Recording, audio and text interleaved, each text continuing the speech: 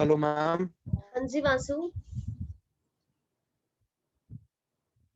आवाज क्लियर है?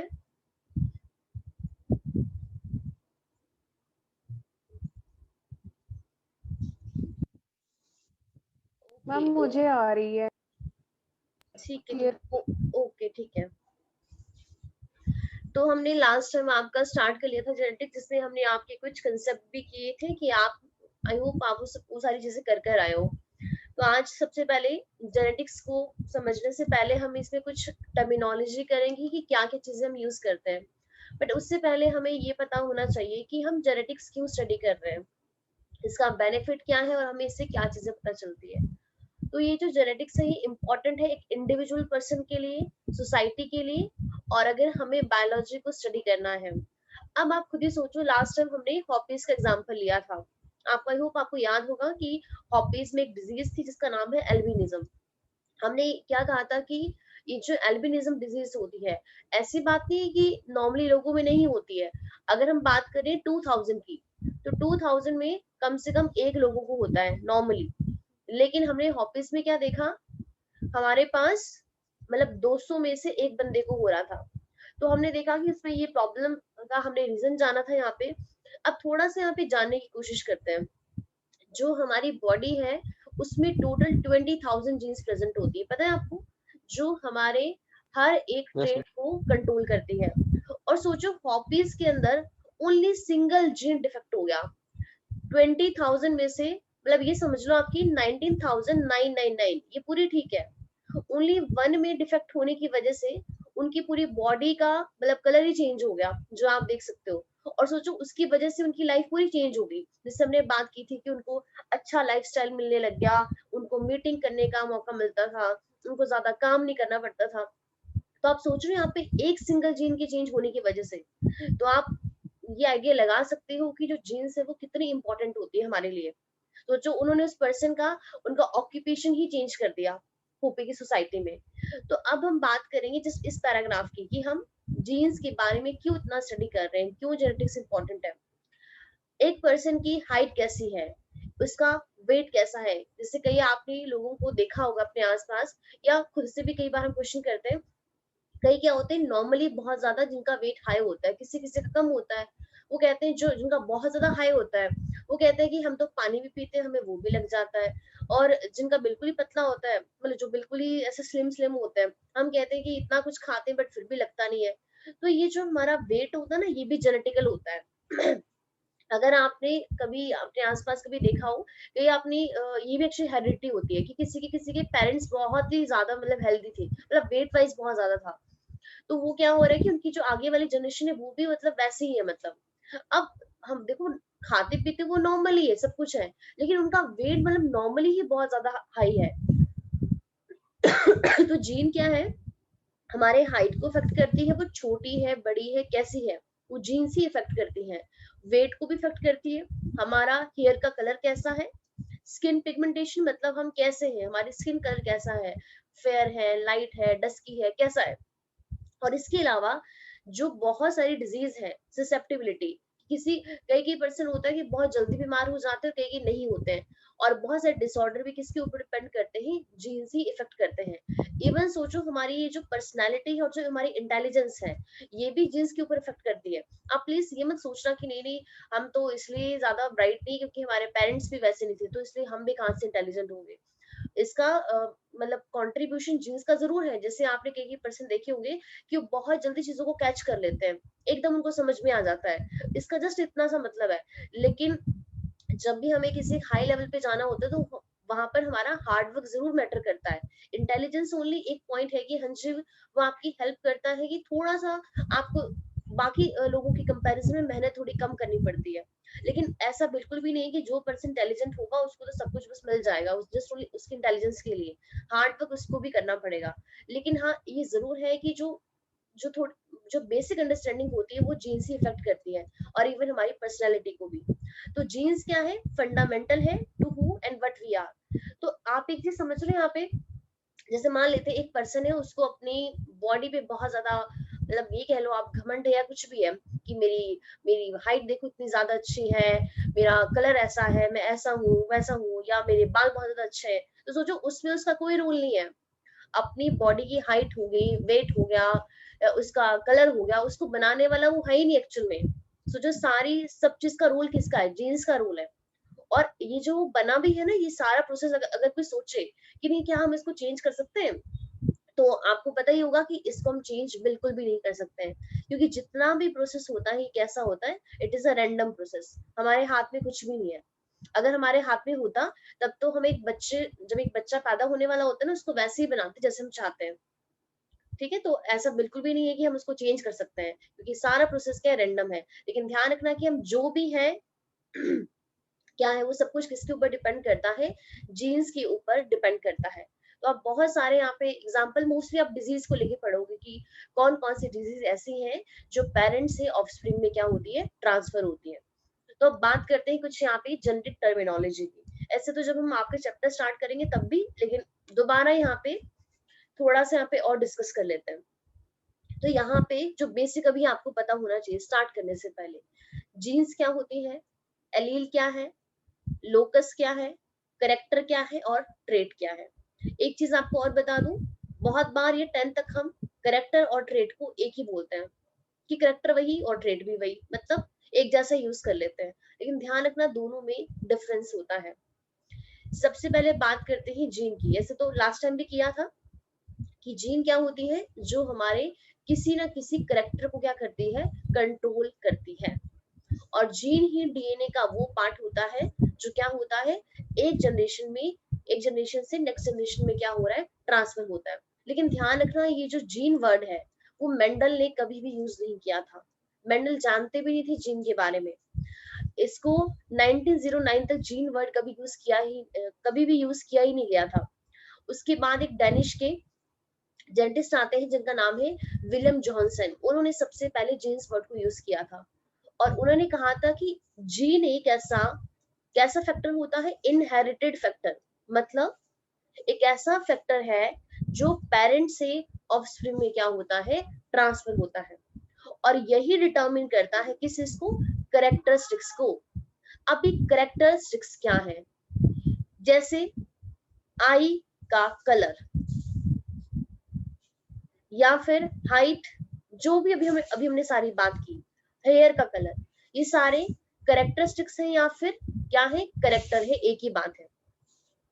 तो जीन किसको डिटरमिन करता है, आई के कलर को, हाइट को, हेयर कलर को। जितने भी आप अपनी बॉडी को देख लो, जो भी हमारी बॉडी की जो भी हम देख पा रहे हैं ना फिजिकल चीजों को, वो सारी चीजें जीन ही कंट्रोल करता है। एक्चुअली फिजिकली नहीं, इंटरनली भी बहुत सारी चीजें ऐसी हैं, बट मोस्टली अभी हम फिजिकल की बात कर लेते हैं कि जो जिसको हम देख पाते हैं। अब यहाँ पे समझना कि जीन में और एलील में डिफरेंस क्या है। अब जीन के क्या है, बहुत सारे डिफरेंट डिफरेंट वर्जन्स हैं, उन्हीं को ही बोलते हैं एलील। अब वर्जन्स की अगर बात करें, ये क्या, इसका मतलब क्या है, जैसे अब सिंपल एक आई कलर ले लेते हैं, बहुत ही सिंपल एग्जांपल है, आप अपने आसपास भी देखते हो, किसी किसी का आई कलर ब्लैक होता है, मेजॉरिटी ऑफ, किसी किसी का ब्राउन होता है, ब्राउन और ब्लैक तो काफी ज्यादा कॉमन है, किसी किसी का ग्रे होता है और किसी किसी का ब्लू भी होता है। तो ये जो आई कलर है, आई कलर को कौन कंट्रोल कर रहा है, जीन डिटरमिन करती है। तो आई कलर क्या हो गया, करेक्टर हो गया, करेक्टर या फिर करेक्टरिस्टिक्स हो गया। लेकिन जब ये आई कलर एक्सप्रेस होगा, तो किसी का आई कलर ब्लू हो सकता है, किसी का आई कलर ब्लैक हो सकता है, किसी का ब्राउन हो सकता है और किसी का ग्रे हो सकता है। तो एक आई कलर की बहुत सारी वैरायटी आ गई है, डिफरेंट फॉर्म्स आ गई है, उसी को बोलते हैं एलील। और ये हमारे पास ये जो ब्लू कलर है, ब्लैक कलर है, ब्राउन कलर है, ग्रे कलर है, इसी को ही बोलते हैं ट्रेट। तो प्लीज ध्यान रखना, करेक्टर क्या है, जस्ट ओनली कि आप चीजों के बारे में बता रहे हो, जर्नल फीचर उसका, जैसे यहाँ पे क्या लिखा है, करेक्टर क्या बता रहे हैं हमें, refers to general feature such as eye colour.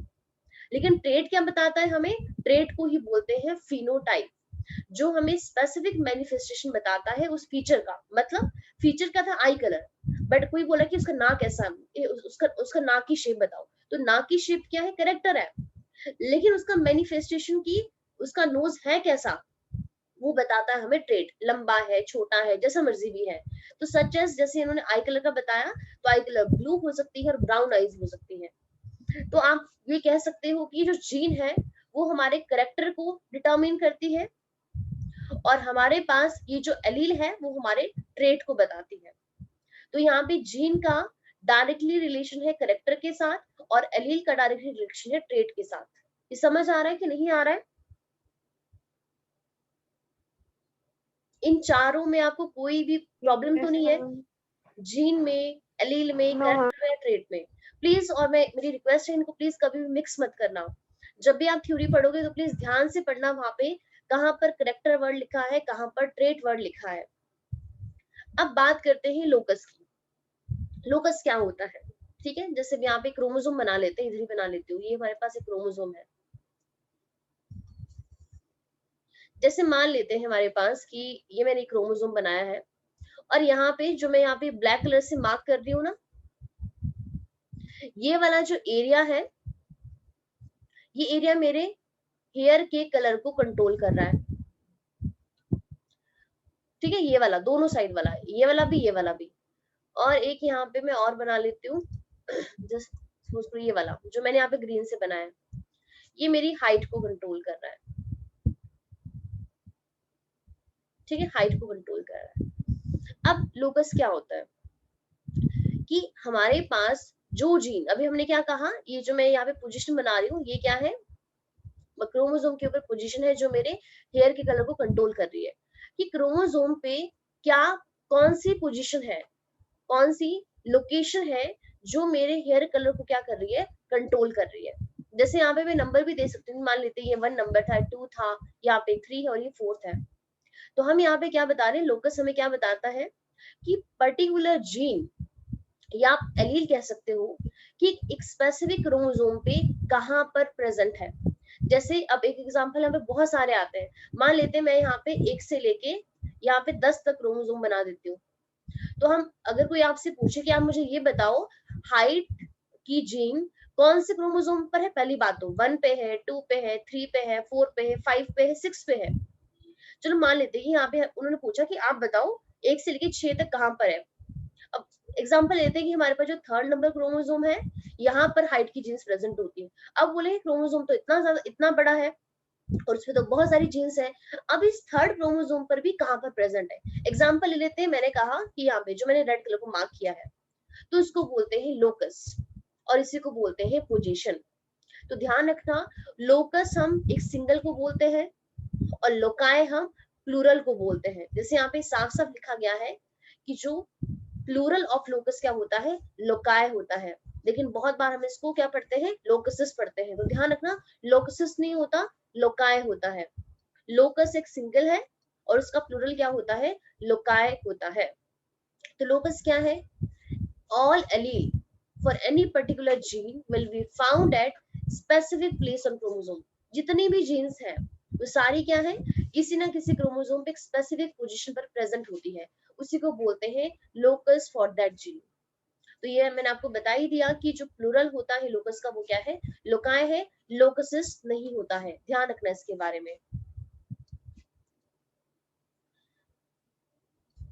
Thus, there is a specific place or a locus on a chromosome in a pea plant where the shape of seed is determined। जैसे just उन्होंने एक example दे दिया है कि हमारे पास P plant के अंदर जो सीड की जो शेप होती है, एक क्रोमोसोम पे एक पर्टिकुलर पोजीशन होगी, वही क्या करेगी, उस सीड की शेप को क्या करने वाली है, कंट्रोल करने वाली है। तो उसको बोलते हैं लोकस। तो आई होप आपको ये सारी बातें समझ में आ गई होगी। एक बार आप दोबारा यहाँ पे देख सकते हो, जैसे यहाँ पे हमारे पास होमोलोगस क्रोमोसोम दिखाया गया है। अब इससे पहले तो आप मुझे ये बताइए, होमोलोगस और होमोलोगस क्रोमोसोम पता है क्या होते हैं ना, इसमें भी कंफ्यूजन है अभी?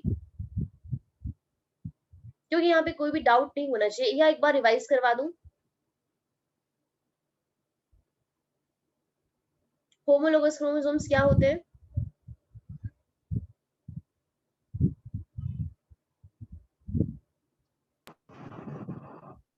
मैम होमोलोगस या होमोजाइगस? होमोलोगस क्रोमोसोम्स क्या होते हैं?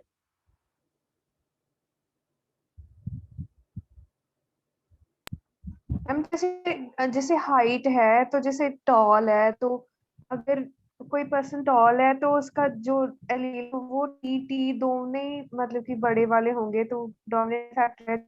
अगर वो टी एक बड़ा है और एक छोटा है तो वो हेटेरो होगा। नहीं नहीं, ऐसा नहीं होता। चलो ठीक है, इसके बारे में आपको बता देती हूँ जल्दी से, ठीक है। अपना ही एग्जांपल लेते हैं, समझना इजी इजी हो जाता है। आप सबको पता है हमारे पास कितने क्रोमोसोम्स है? 23 पेयर है क्रोमोसोम का। 23 पेयर है ना क्रोमोसोम्स का ह्यूमन बीइंग के अंदर। अब यहाँ पे मैं 23 पेयर तो नहीं बना पाऊंगी, लेकिन जस्ट ओनली 3-4 पेयर बना देती हूँ। मान लेते हैं ये 1 पेयर है, ये सेकंड पेयर है, ये थर्ड पेयर है, और यहाँ पे फोर्थ पेयर है। इस तरीके से आप आगे सोन करके करके यहाँ पे 23 पेयर बना लो। अब यहाँ पे देख सकते हो कि हमारे पास यहाँ पे सारे क्रोमोसोम्स कैसे होते हैं? पेयर में प्रेजेंट होते हैं। रीजन क्या है आप सबको पता है? सारे क्रोमोसोम पेयर में क्यों प्रेजेंट होते हैं? क्योंकि हमारे अंदर जो एक क्रोमोसोम होता है वो मदर से आया होता है, जिसको मैटरनल क्रोमोसोम बोलते हैं, और 1 क्रोमोसोम फादर से आया होता है, जिसे हम पैटर्नल क्रोमोसोम बोलते हैं। और ये मैटरनल और पैटर्नल क्रोमोसोम ही क्या करते हैं? हमारे ट्रेट को कंट्रोल करते हैं। इन सब के ऊपर क्या प्रेजेंट होती है? सबको पता है, जीन्स प्रेजेंट होती हैं। अब ये होमोलोगस क्रोमोसोम क्या है? ये जो पहला क्रोमोसोम है ना, ये होमोलोगस है, आपस में होमोलोगस है।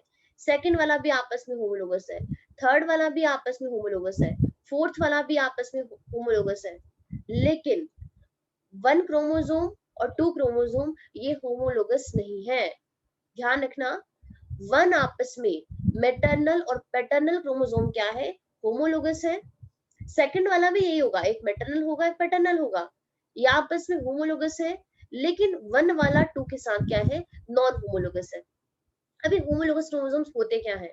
नाम से बहुत कुछ ऐसे इसमें पता चल रहा है, अगर आप इसको ध्यान से देखो। होमो का मतलब होता है सेम, और लोगस का मतलब होता है पोजीशन। जैसे यहाँ पे आप एग्जांपल ले लो, हमारे पास ये यहाँ पे एक होमोलोगस क्रोमोसोम दिखाया गया है, एक मैटरनल है, दूसरा वाला पैटर्नल है। अब हमने यहाँ पे देखी हमने यहाँ पे एक पोजीशन स्पेसिफाई कर ली मैटरनल वाले पे, और हमें क्या बता रहा है कि ये वाली जो पोजीशन है ये किसको एनकोड करती है? राउंड सीड को। मतलब राउंड सीड क्या हो गया? ट्रेट हो गया। और ट्रेट को एनकोड कौन करता है? एलील करती है। देखिए, एक एलील आर है जो क्या कर रही है? राउंड सीड को क्या कर रही है? राउंड सीड मतलब राउंड सीड एक्सप्रेस कर रही है। एक लेकिन उसकी ऑल्टरनेट वाली जो पैटर्नल क्रोमोसोम है उसके पास एलील आर है, स्मॉल आर। लेकिन ये जो एलील है ये रिंकल्ड सीड को एनकोड कर रही है। अभी रिंकल्ड सीड और राउंड सीड है क्या? ये हमारे पास शेप है सीड की। रिंकल्ड सीड भी शेप है और राउंड सीड भी क्या है? शेप है।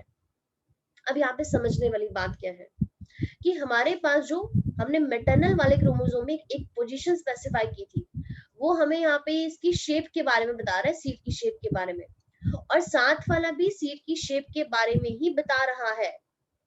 सेम करेक्टर बता रहा है। ध्यान से सुनना, मैंने क्या बोला? सेम करेक्टर बता रहा है, इसीलिए इसको बोलते हैं होमोलोगस क्रोमोसोम, जो हमें सेम करेक्टर के बारे में बताए। लेकिन उन करेक्टर का एक्सप्रेशन मतलब उन करेक्टर का ट्रेट डिफरेंट हो सकता है। जैसे यहाँ पे देखिए, ये भी शेप के लिए थी, ये भी शेप के लिए थी, लेकिन हमारे पास जो ये वाली एलील है ये हमें राउंड सीड दे रही है, और जो ये वाली एलील है वो हमें रिंकल सीड दे रही है। तो उसका एक्सप्रेशन डिफरेंट हो सकता है, लेकिन करेक्टर क्या होगा? सेम होगा दोनों पोजीशन पर, मैटरनल और पैटर्नल पर। इसीलिए इनको बोलते हैं होमोलोगस क्रोमोसोम। अगर आप सेकंड वाले क्रोमोसोम से कंपैरिजन करोगे ना, मान लेते हैं यहीं पे मान लेते हैं, तो अगर ये सीड की शेप को कर रही थी तो ये वाला सीड की शेप को नहीं करेगा। समझ आया कि नहीं आया? इसीलिए नॉन होमोलोगस है। इन मैटरनल और पैटर्नल वाले की क्या होती है, यहाँ पे जो करेक्टर है उनकी पोजीशन सेम होती है हमेशा, उसका एक्सप्रेशन जरूर डिफरेंट हो सकता है। समझ आ रहा है कि नहीं आ रहा है? यस तो मैम। एक तो एक लोकस पर कहने का मतलब ये है कि मैटरनल और पैटर्नल में जो लोकस प्रेजेंट है, जो डिप्लॉयड ऑर्गेनिजम्स होते हैं, आपको पता है डिप्लॉयड कौन होते हैं? जिनके पास 2 सेट होता है क्रोमोसोम का। जैसे हमारे पास पेयर में ही होता है ना, ट्रिपलेट में तो नहीं होता, तो हम क्या है? डिप्लॉयड ऑर्गेनिज्म है। तो ये जो 2 एलील्स है, ठीक है, वो कहाँ पे लोकेटेड है आपके यहाँ पे, उसका जो एक्सप्रेशन है वो सेम भी हो सकता है और यहाँ पे डिफरेंट भी हो सकता है, लेकिन करेक्टर एक ही होगा। तो अलील क्या आइडेंटिफाई करते हैं यहाँ पे, रेफर्स टू ट्रेट के बारे में हमें बताती है। तो जीन एग्जिस्ट करता है डिफरेंट वर्जन जिसे कहते हैं एलील। तो यहाँ पे जैसे आप देख सकते हो कि वन एलील एनकोड करती है राउंड सीड को, और दूसरी वाली करती है स्मॉल आर वाली, किसको कर रही है, रिंकल्ड को। तो ये वाली कंडीशन आपकी हेट्रोजाइगस कंडीशन है, जो भी आप पूछ रहे थे असीमता, ठीक है। लेकिन यहाँ पे दोनों राउंड सीड है, इसको बोलते हैं हम आपका, इसीलिए इसको बोलते हैं होमोलोगस क्रोमोसोम। तो हमारे पास टोटल 23 पेयर होता है, 23 होमोलोगस क्रोमोसोम्स होते हैं, ठीक है। तो एक बार अब इसको जल्दी से, अगर आपको समझ में आ गया है, एक इसका रिकैप कर लीजिए कि जीन क्या होता है, एक जेनेटिक फैक्टर जो डीएनए का पार्ट होता है और हमें क्या चीज बताता है, डिटरमिनेट कैरेक्टरिस्टिक्स, और आप कह सकते हो कैरेक्टर के बारे में हमें बताता है। एलील क्या होता है, वन और टू और more alternated form of a gene, gene की ही अल्टरनेटिव फॉर्म होती है, जीन की क्या होती है, वेराइटीज होती है एलील। लोकस क्या होता है, स्पेसिफिक प्लेस ऑन क्रोमोसोम, जो किसने ऑक्यूपाई किया होता है, एलील ने ऑक्यूपाई किया होता है। तो क्रोमोसोम पे एक जो स्पेसिफिक पोजीशन है जिसको कौन ऑक्यूपाई करता है, एलील, उसे बोलते हैं लोकस। जीनोटाइप क्या होता है, और ये कंडीशन मैं आपको भी आगे बताऊंगी। फिनोटाइप देख लो, और फिनोटाइप को ट्रेट भी बोलते हैं, अपीयरेंस और मैनिफेस्टेशन ऑफ कैरेक्टर, कि कैरेक्टर हमें अब क्या दिख रहा है हमें, उसको बोलते हैं ट्रेट। और कैरेक्टर और कैरेक्टरिस्टिक्स क्या होता है, एट्रीब्यूट और फीचर। समझ में आ गया है? अगर आपको ये सारी चीजें समझ में आ गई तो अब बात करते हैं Mendel's law of inheritance, Mendel के जो भी लॉ थे। तो मेंडल ने सबसे पहले हमारे पास एक क्रॉस किया था, उस क्रॉस को हम बोलते हैं मोनो हाइब्रिड क्रॉस। मोनो का मतलब होता है सिंगल, और हाइब्रिड क्या होता है, जब भी हम किसी दो डिफरेंट जेनेटिकली पेरेंट की मीटिंग करवाते हैं और हमें जिनका ऑफस्प्रिंग मिलता है, उसको बोलते हैं हाइब्रिड।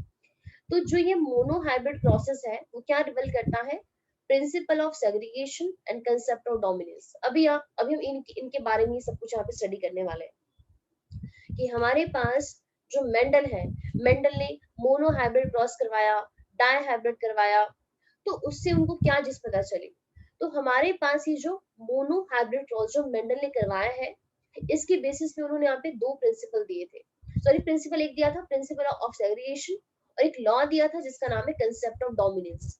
तो concept of dominance and principle of segregation, ये इन्होंने किससे रिवेल किए थे, मोनो हाइब्रिड क्रॉस से। अब मोनो हाइब्रिड क्रॉस क्या होता है, इसको समझने की कोशिश करते हैं यहाँ पे। सबसे पहले यहाँ पे देखिए कि उन्होंने कैसे कैसे क्रॉसिंग करवाई। आप यहाँ पे कुछ डायग्राम्स देखिए, हमारे पास एक, जैसे उन्होंने यहाँ पे लिया, यहाँ पे जो आप देख रहे हो ये कौन सा फ्लावर है, ये सिंबल हम किसके लिए यूज करते हैं, ध्यान रखना, ये सिंबल हम यूज करते हैं मेल के लिए, ये वाला।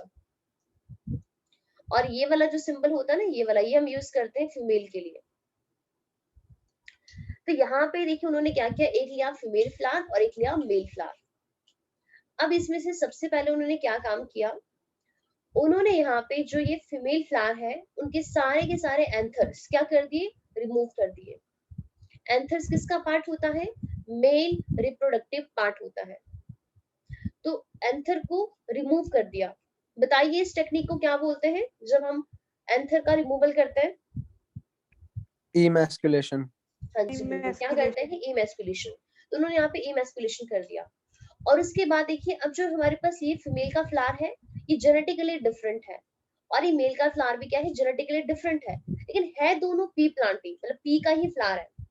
अब जेनेटिकली डिफरेंट का मतलब क्या है, आप ऐसे समझ लो कि नॉर्थ की लड़की है और साउथ का लड़का है, तो दूर दूर तक भी उनका जेनेटिक मेकअप सेम नहीं होगा। अगर आप उनकी मीटिंग करवा के अगर हमें वहां से कोई बच्चा मिलता है वो काफी ज्यादा यूनिक होगा और यहाँ पे डिफरेंट होगा।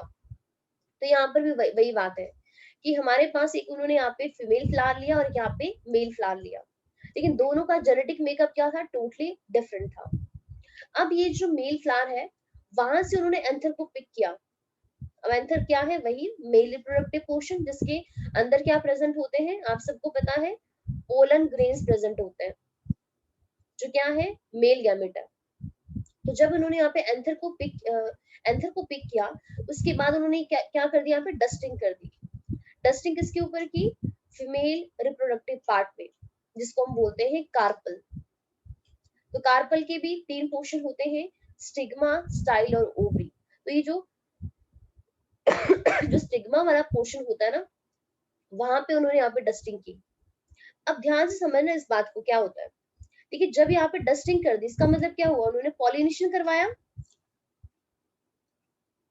पॉलिनेशन, अब देखिए उन्होंने यहाँ पे ये पॉलिनेशन कैसे करवाया है, कैसे क्रॉस करवाया है, क्या ये खुद हुआ है या उन्होंने करवाया है, करवाया है ना उन्होंने, ऐसे तो नहीं हुआ था कि रैंडमली यस किया मैम। है।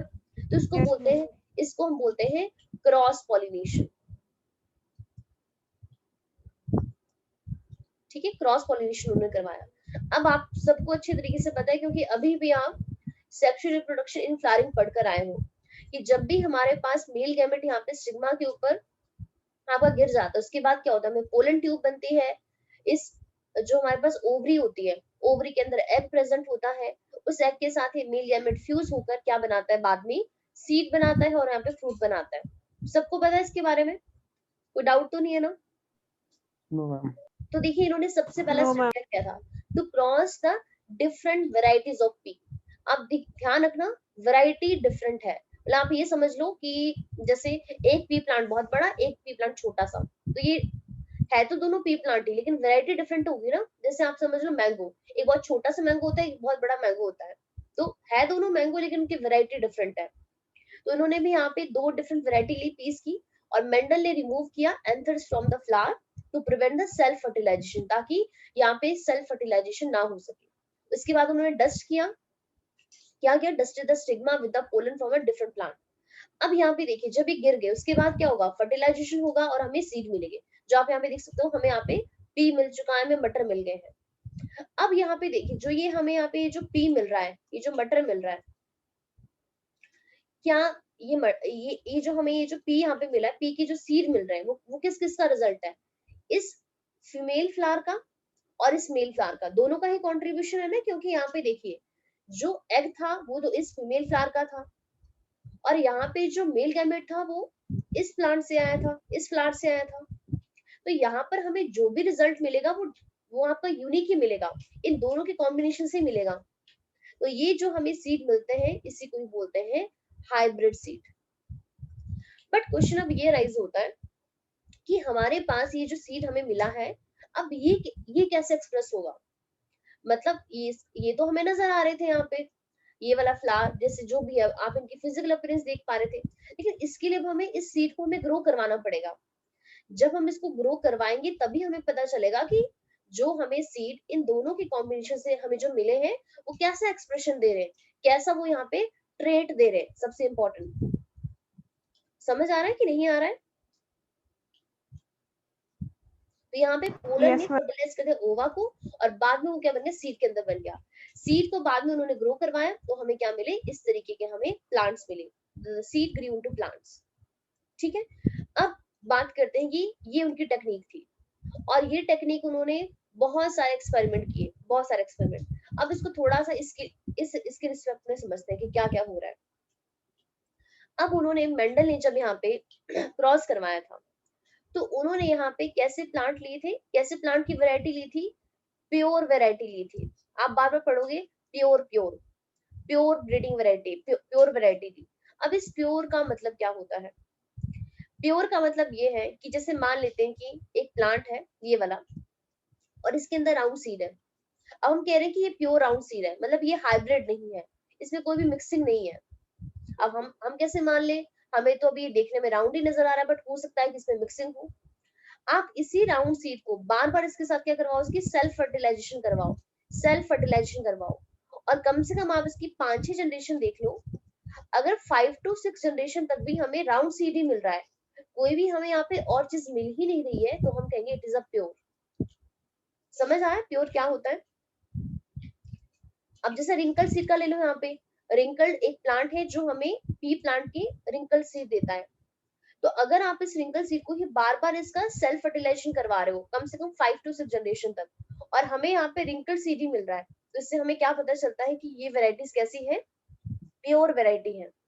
क्योंकि आप बार बार देखोगे कि मेंडल ने प्योर वेराइटीज ली, प्योर वेराइटीज ली, तो प्योर का मीनिंग समझ में आ गया है कि अगर आप उनकी बार बार अगर उनकी सेल्फ फर्टिलाइजेशन करवा रहे हो तब भी हमें सेम रिजल्ट मिलेगा उनके पेरेंट्स की तरह। जैसे पेरेंट्स वैसे ही सारे ऑफस्प्रिंग, हमें वहां पे कोई भी चेंज देखने को नहीं मिलेगा। समझ आया कि नहीं आया? क्या हो रहा है? आ गया।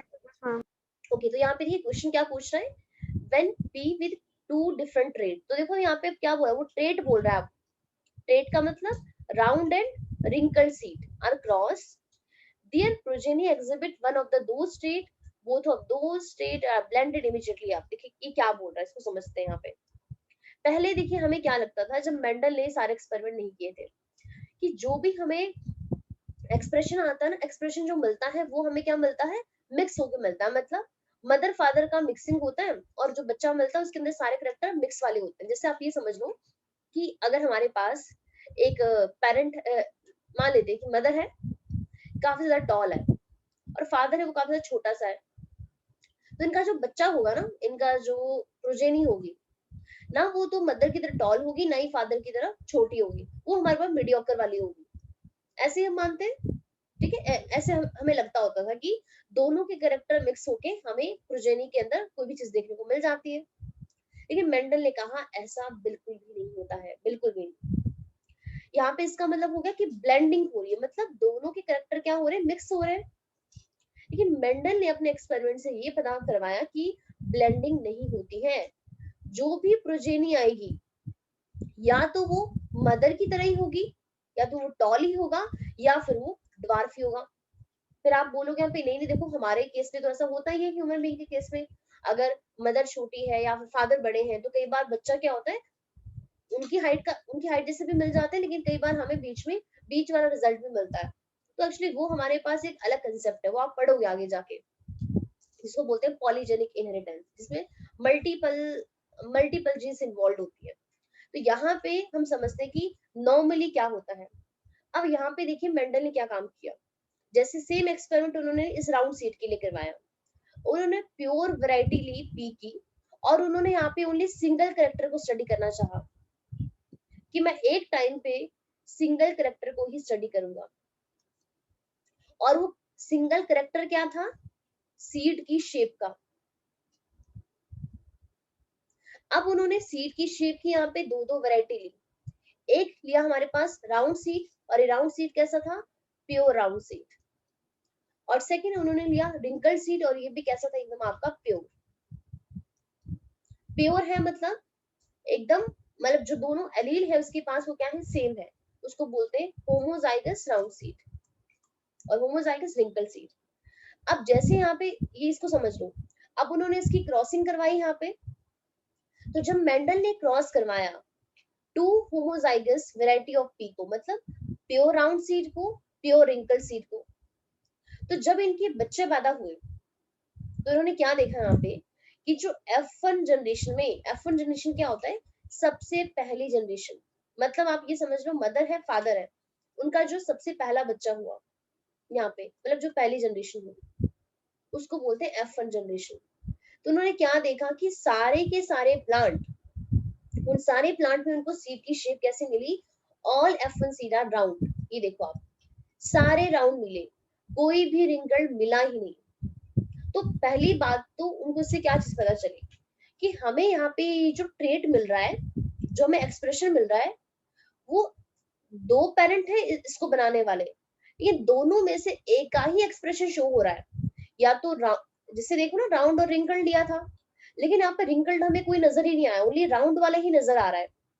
सारे F1 जनरेशन के प्लांट कैसे हैं, ओनली एक ही पेरेंट से मैच हो रहे हैं, वो हमें बीच वाला रिजल्ट नहीं मिल रहा है, या ऐसा नहीं मिल रहा कि राउंड और रिंकल्ड को मिक्स करके कुछ मिल गया हमें सारे के सारे यहाँ पे राउंड ही मिले देखने के लिए।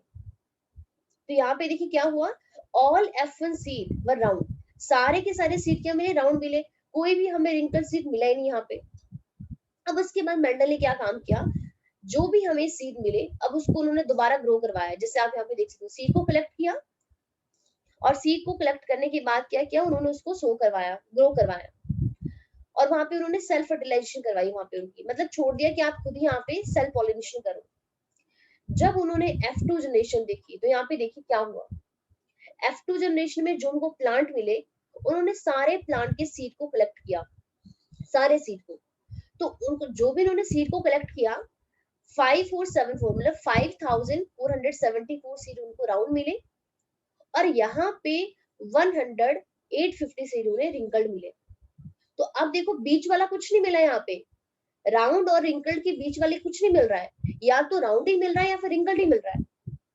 अब हमारे पास ये कौन सी जनरेशन होगी? F2 generation. F2 जनरेशन का मतलब क्या है कि इन पेरेंट्स के जो बच्चे हुए थे, बच्चों ने आगे जाके बच्चे कर दिए, तो हमारे पास इसको बोलते हैं सेकंड जनरेशन। जैसे आप ये समझ लो कि हमारे दादा दादी